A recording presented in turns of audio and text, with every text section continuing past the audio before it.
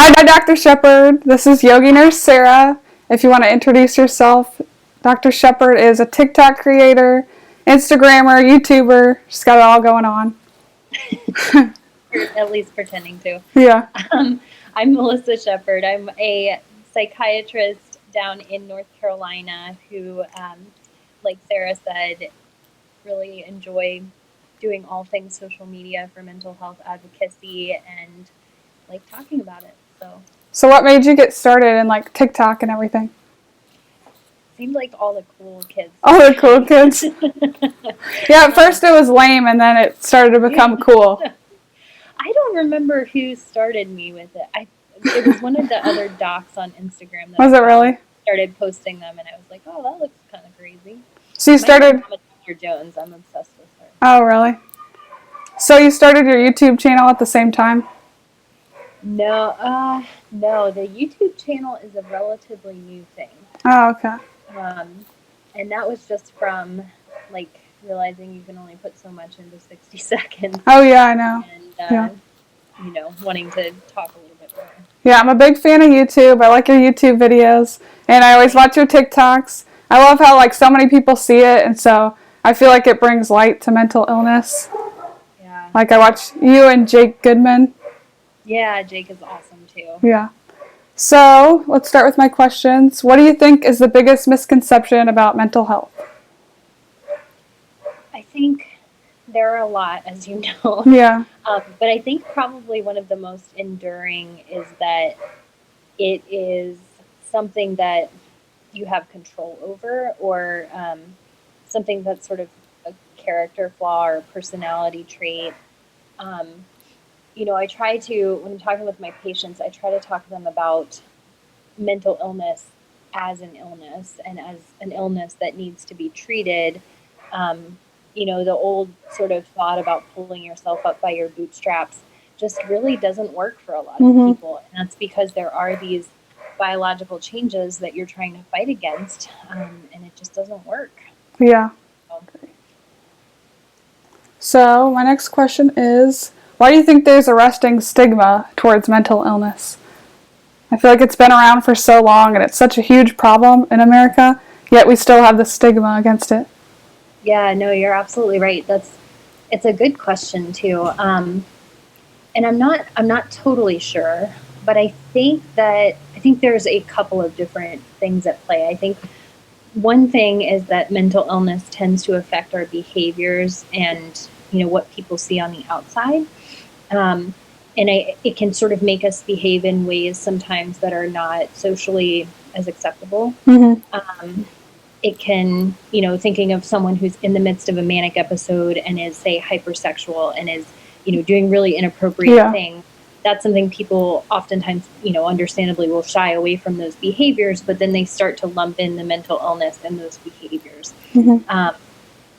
And I think there's another hypothesis that we kind of refer to as the downward drift hypothesis. And I think this just sort of speaks to stigma against really anyone that has, anyone that is impoverished in any way. But our patients with especially severe mental illness are much more likely to be poor or be homeless or, be unemployed, whatever it may be. And I think there's a lot of stigma against that group of people as well. So I think all of that kind of comes together. And then finally, I would say, yes, these diseases manifest in behaviors that are sometimes socially inappropriate, but at the same time, they're also invisible. So, we see these behaviors, but we don't see the, crazy neurotransmitters that are going off in somebody that's having a manic episode. Exactly. So I think that can be really stigmatizing too, as opposed to, seeing someone with a broken leg. Exactly, yeah. So what are some barriers people have regarding access to mental health care? Because, you see it in populations that don't have very much money, are poor, live on the streets. Yeah, absolutely. And it's a vicious cycle because you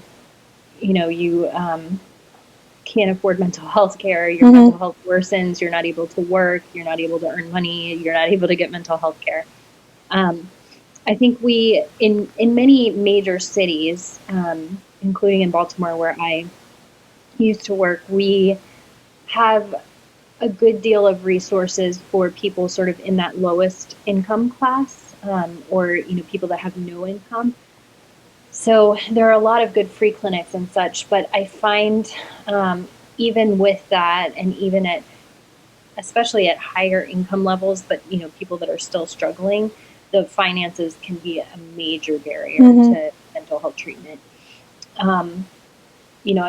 Especially for those people that are kind of in the middle range. Yeah, it can be definitely. really difficult. And as you know, in this country, we don't, we all are supposed to have health insurance, but oftentimes that really doesn't cover, especially in the way of mental health care. Exactly, yeah. I see that a lot in the hospital. They don't have those resources. So do you work in the hospital or an inpatient setting? Or outpatient, I mean?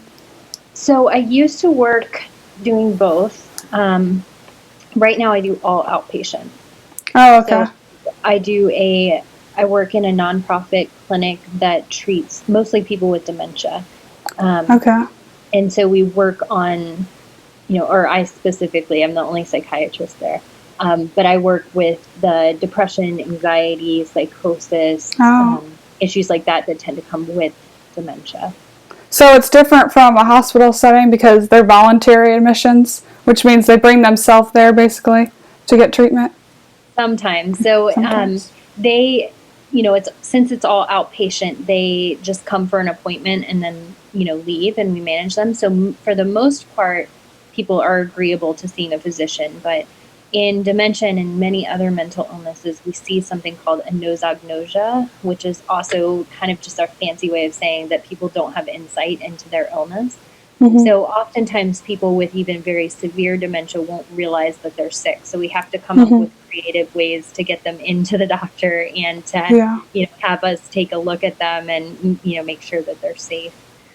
So for the most part, where people are agreeable. But I did have somebody tell me one time that they'd rather have all their teeth pulled out than come and see me. Oh my gosh. But in the end, they find out, when I was at a psychiatric setting for my clinicals, I found out a lot of them were happy they came there. I would be like, are you glad you came here? And it's just so awesome to see that in a psychiatric setting. Absolutely. I think even people that, and that's the goal, we hate to do involuntary admissions. Because it's a huge deal. I mean, you're taking away someone's autonomy and somebody's rights, which is not to be taken lightly at all. And I think the cases that I've seen, where we have had to do that for the person's safety, once we get their illness treated and they're sort of back to their normal self, they're often really grateful and really sweet. And it's cool to see the difference, treatment and no treatment. And I think that really, if I could take that and have everybody see that, I think people would realize, okay, these are true illnesses. These are things that really do need treatment. And what I noticed was in a psychiatric setting, it's completely different from how you see them in the hospital. Like a regular hospital on the floor is not conducive to their healing. And a lot of times they're waiting for a psychiatric bed at the psychiatric hospital. They're waiting in the hospital for days, and they're not getting better in the hospital mentally. Right. Yeah, we have the same problem with emergency room stays where people be waiting days for a psych bed, and you're right. If anything, it can be very harmful. I mean, you have to keep them because you're keeping them safe. Exactly. Yeah. But it's really not helpful. So, yeah, and that kind of ties in with your other question about what are the major barriers to mental health care, and just even if everybody could afford mental health care, we still would not have enough resources for everyone. So, there are patients that I take on that don't have dementia or have very different issues. And I do that because there are no other options for those patients. There's not a more appropriate provider available.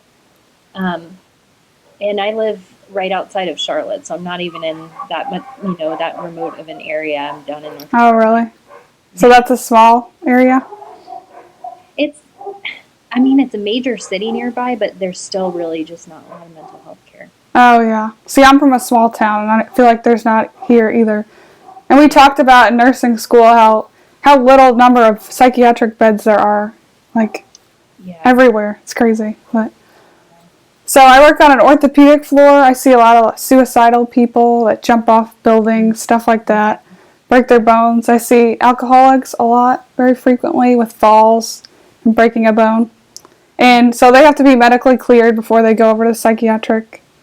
Sure. But a lot of times they're still waiting around after they're cleared to get the bed. But usually they're happy to go there and get out of the hospital, which is good. Yeah, absolutely. All right, so how often do you think mental illness goes undiagnosed? All the time. Yeah, I know for like me with my mental health struggles, it took like 10 years. And, Mm. you know, I'm someone who is from a very privileged, you know, privileged background and had, you know, parents that are aware of this sort of thing. So I think it's super common. And you actually just alluded to, I think, so depression, anxiety, hugely underdiagnosed. Yes. Oftentimes go undiagnosed. I think substance use disorders, you mentioned people with alcohol use disorders who, you know, get depressed or just in, you know, from a fall and need treatment for their alcohol use disorder. Those patients and other patients with substance use disorders are also hugely underdiagnosed. I think, especially alcohol. Yes. It is not, you know, it's not like using heroin where the first time you use heroin, you realize, oh, you know, shoot, I'm in trouble now. Exactly. But alcohol is a whole lot more socially acceptable, so people don't kind of realize that they're pretty far down the rabbit hole. Especially young people. Yeah.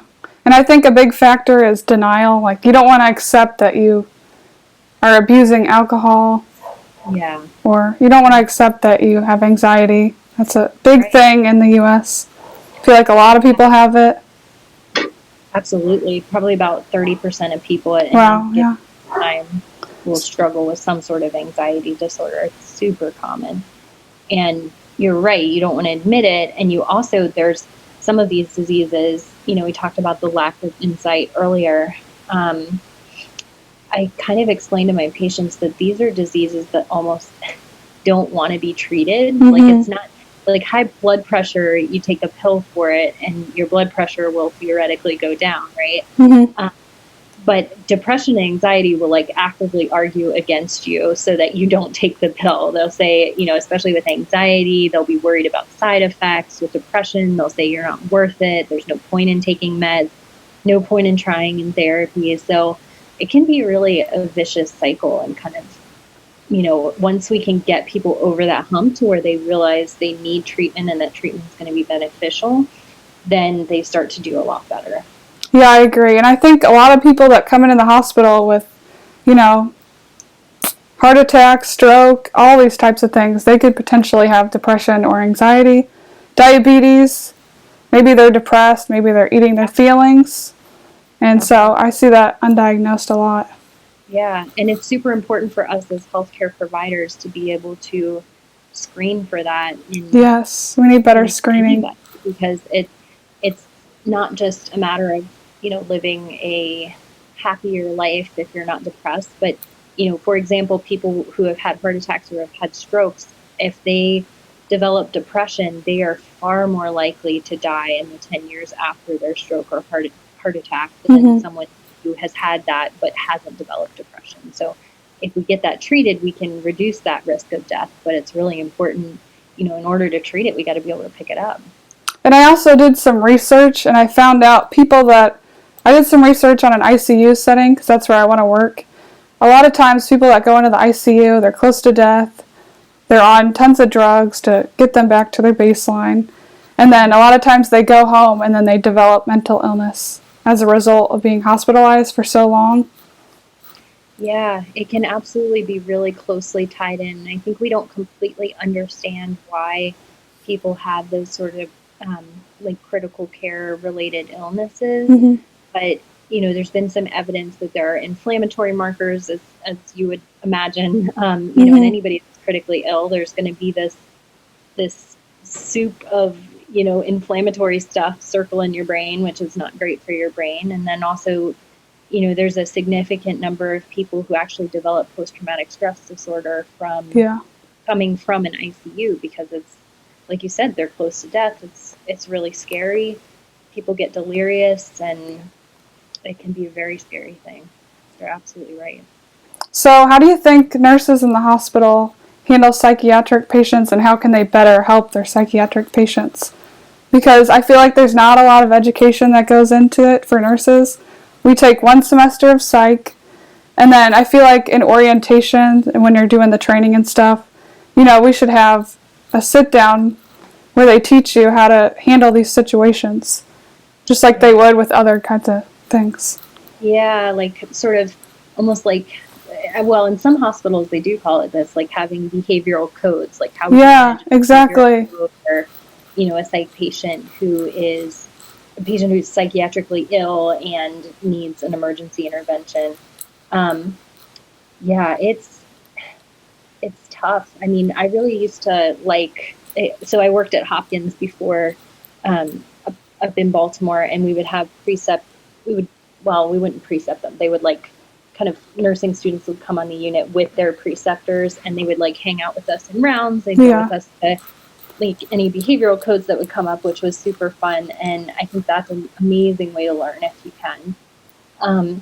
But I think one thing that can also be super helpful if you don't have that luxury is, if you just come across a patient who has a history of psychiatric disorder that's, documented in their chart, sitting and talking with them about it, asking them about their experiences, especially those that have, if you're not working on a psych unit, and those who you come across who maybe have been admitted to a psych unit before, I think they are absolutely the best witnesses to their experience, and they have some really amazing insights as to how we can improve as healthcare professionals, how we can kind of take better care of them. Yeah, I love talking to my psychiatric patients. I feel like they're easy to connect with. Yeah. And it's very rewarding, and it really gives you insight into what they're going through. Like, just sitting down and talking to an alcoholic, I'll be like, have you thought about, rehab therapy, stuff like that?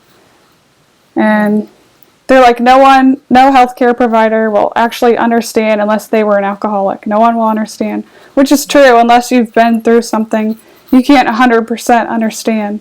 You can try to understand, but, Yeah, exactly. You just empathize. Yeah, exactly. But, and I think acknowledging that you can't really truly understand is very important in psychiatry too, because I think we can be a little bit paternalistic sometimes, and that's not a great recipe for healing. So anytime you can kind of relate with somebody and, say, hey, you're right, I have no idea what you're going through, but let's try and talk together and try and figure out how I can be helpful even in my ignorance. Yeah. All right. So, how do you tell someone that you think they might be suffering from mental illness? That's a good question, and I think it depends quite a bit on what your relationship is like with the person already. So if it's somebody that you're really close to who is sort of open to hearing that message, it can be a lot easier, and you can just say, hey, I'm worried about you. These are the reasons why, and how can I help you get what you need so that things get better? I think what's more difficult is somebody who's not amenable to hearing that, or who maybe you don't have the best relationship with. And in those cases, you want to try and encourage them to get help, but you don't want to overdo it to the point where they sort of, shy away from talking about it anymore. So that could be offering them help. It could be sort of pointing out, these are some things that you're doing now that I'm not used to seeing you do. So, I've noticed you're really you're sleeping a lot more than you used to. Are you doing okay? What's going on? And just sort of trying to open the door to conversation so that they can open up to you. And then just, you may not be able to convince them to get help right away. You may not be able to help them realize they have a problem right away. But what you can do is kind of leave the door open to be able to listen to them. Yeah. And acknowledge them and just sort of hold space for what they might be experiencing. And I think having a support system is huge. Like, that's something a lot of psych patients lack, is a support system, which is why their biggest barrier to treatment. Yeah. They don't have someone to help them get through it, encourage them. Exactly. So can you talk about what a successful treatment would look like for a psychiatric patient? Yeah, it really, we kind of run the gamut, really, anything. And the treatment itself is going to be so dependent not just on what the person's diagnosis is, but what that person, individually is going through. So like you mentioned, people that, maybe don't have a support system, their treatment plan is going to look very different from somebody who has a great support system. So maybe part of the treatment plan for the individual who doesn't have a good support system is kind of rallying friends and family who maybe they haven't talked to in a while, or finding resources to connect them with others in the community. So I think that is a huge part of it.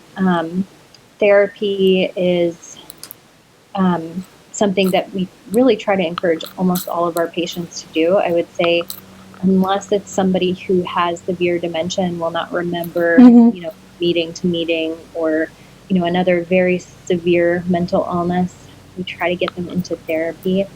And then, of course, medications are always a part of our kind of treatment arsenal to, depending on what specific issue they're dealing with.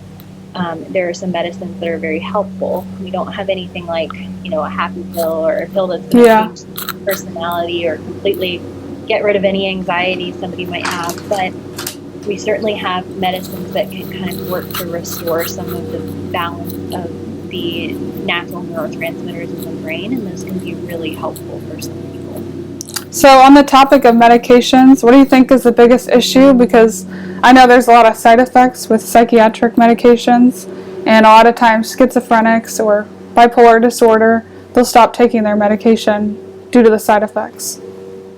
Yeah. So I think for people with schizophrenia and people with bipolar disorder in particular, I think probably what you're referring to is side effects of antipsychotics in particular. Yes, yeah. Because those tend to be one of the more problematic classes of medications, unfortunately. So, our first thing is, we try to avoid it if we can. Usually the medicines that are sort of more commonplace and maybe for people with less severe mental illness, like SSRIs, SNRIs, those sort of antidepressant medications, those tend to be fairly well tolerated, and people don't have significant side effects from them, thankfully. And there are enough different options as far as treatment choices so that we can, say you do have some weight gain that's unwanted or sexual side effects with one medicine, we can switch to something else that's similar and will work just as well, but hopefully without the side effects.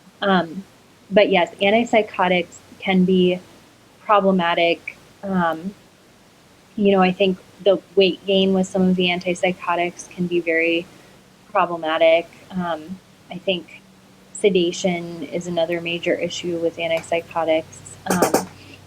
And, the other big thing that we see, especially in individuals who are dealing with schizophrenia, is that anosognosia that we talked about, that lack of insight. Yeah.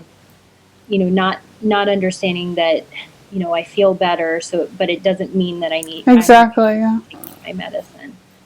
So people sometimes get into trouble with that. And one way that we can get around it, if the person is open to it, is doing something called a long-acting injectable, where they'll get an injection of the antipsychotic that's working for them. And that will last for anywhere from, a month to a couple months. I should say a couple weeks to a couple months. Yeah. So that can be a really good option for people that, maybe stop taking their medicines, but it's not necessarily because of a side effect. It's more because they're having trouble adhering to treatment. Those can be helpful if they're up for it. Yeah, so I think medication education is key in psych, letting your patients know that to talk to their provider if they're not liking the medication they're on, if they're experiencing side effects that they don't want, so you can change their meds. Exactly. So, is there a difference between how mental illness presents itself in men, women, and children? Yeah, there are huge differences between genders, ages, and even just the individual. So I'll give you a couple of examples. Men in particular, because of, I think, a lot of the cultural norms that we have in place in the U.S. at least, they're much less likely to cry when they're depressed. Yep. They're more likely to get angry. Kids are more likely to have behavioral issues when they're depressed, so they may also not be tearful and crying, but they may be acting out at school or seem like they have some inattention issue. And, these are sort of broad strokes. I mean, really, you can see anything in anybody. But they do tend to vary within, different populations. My older patients, for example, are more likely to report anxiety and physical symptoms of depression rather than being tearful. A lot of people don't even feel depressed. If I ask them if they're depressed, they'll say, no, I don't feel depressed. But then if you ask them, do they feel numb? Are they still getting enjoyment out of things? Then you kind of realize, okay, there might be a depression here. All right, so last question. What do you love most about your job, and what can you tell someone that's thinking about going into psych? I think the thing that I love the most is, there's a lot of things, but the patients are really awesome. And I think, I really like that you're able to make such a huge difference in somebody's life. I think there are a lot of specialties where that's more subtle, and people are probably, physicians and nurses that go into those specialties are probably a lot more patient than I am. But I really like to get that, I can actually see that this person has improved significantly over this period of time. And that really is kind of a selfish morale booster for me. And I think going into psych, I think it's such a great field, for a lot of reasons. And we really need people that are going to be compassionate and who are going to sort of, truly care about the people that they're taking care of. So I would say if you don't love talking to other people, and if you don't love kind of hearing people's stories, then maybe not the best thing for you. But it's something to definitely consider. And, there are so many different options in psychiatry as well, like the different settings and different types of psychiatry, different populations you work with, that, you can really almost make your career anything that you want it to be, which is pretty cool. Yeah, I think my favorite thing about psych was just seeing how much better someone gets next time you see them. From where they start and seeing where they end. Exactly. And I love the talk therapy. Instead of doing all these other interventions that you would see in the hospital, you're actually talking to them. And I think that's really the best thing about it. Yeah. That was my favorite clinical. I liked talking to the patients. That's great. Yeah. All right. Well, that's all we have for today. I'm going to put your usernames for everything in here. Okay, so everyone go follow Dr. Shepard on TikTok. She's pretty cool. And Instagram and YouTube. Thank you. Thank you for doing all of this. It's been fun. Yeah, thank you for coming on here. Of course. I'll see you later. Have a good day. You too.